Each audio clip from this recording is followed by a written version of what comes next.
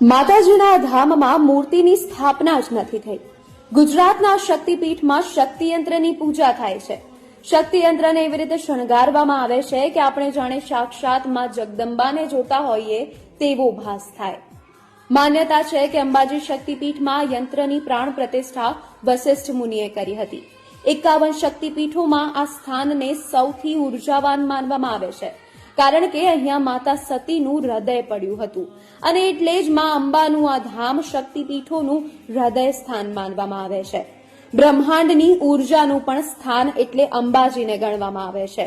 અરવલ્લીની પર્વતમાળાઓમાં આવેલા આરાસુરના ડુંગર પર માતાજી ગબ્બર પર વિરાજમાન છે.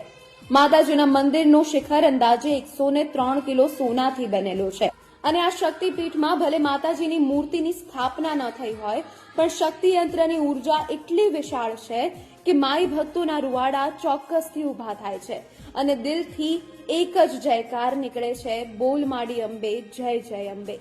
કમેન્ટમાં લખજો જય અંબે માં.